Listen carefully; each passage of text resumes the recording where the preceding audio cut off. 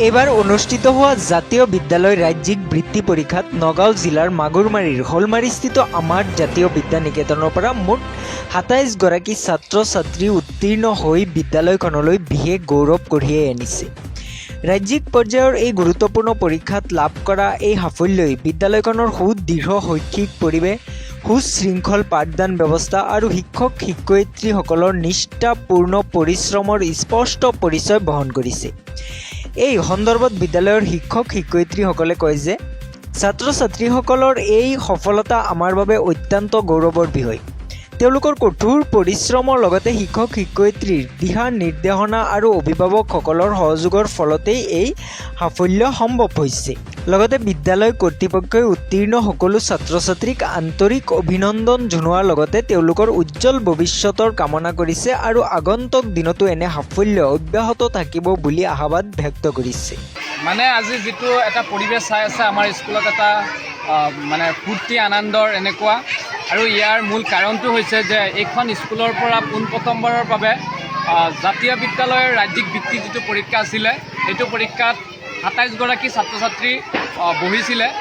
তাৰ ভিতৰত ২৭ গৰাকী ছাত্ৰ ছাত্ৰী আমাৰ জাতীয় বিদ্যা নিকেতনৰ পৰা ২৭ গৰাকী ছাত্ৰ ছাত্ৰী পাছ কৰিছে।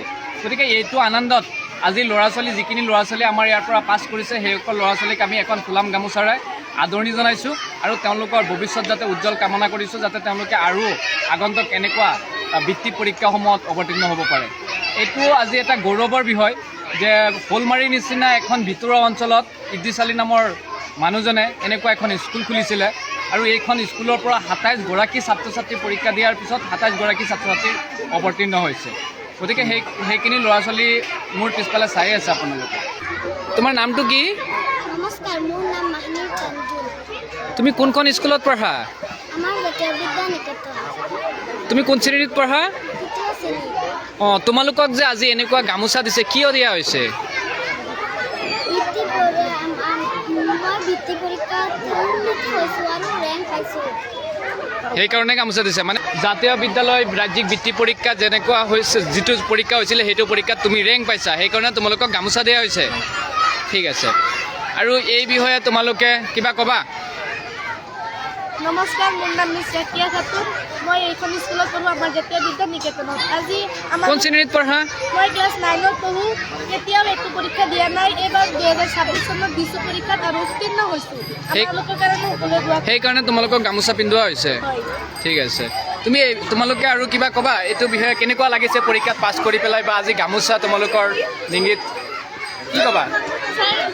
আমি ফাৰ্ষ্ট টাইম এবাৰ পৰীক্ষা দিছোঁ আৰু উত্তীৰ্ণ হৈছোঁ, আগতে দিয়া নাই। গতিকে যদি এইটো পৰীক্ষা দিছোঁ, পাছ কৰিছোঁ, সেইকাৰণে ভালেই লাগিছে। আচ্ছা, তোমালোকৰ কেনেকুৱা অনুভৱ হৈছে আজি? কেনেকুৱা অনুভৱ হৈছে? বহুত ভাল। কেনেকুৱা লাগিছে? ভাল লাগিছে। কিয় আজি গামোচা কিয় দিয়া হৈছে তোমাক? ৰাজ্যিক বৃত্তি পৰীক্ষাত উত্তীৰ্ণ হোৱাৰ বাবে আমালোকক গামোচা দিয়া হৈছে। ইয়াৰ আগতে এনেকুৱা বৃত্তি পৰীক্ষা দিছিলানে? দিয়া নাই। এয়া প্ৰথম আছিলে। হয়, 2026 প্ৰথম। এখন স্কুলৰ নাম কি তুমি আমাৰ পঢ়ি? জাতীয় বিদ্যা নিকেতন। অঁ।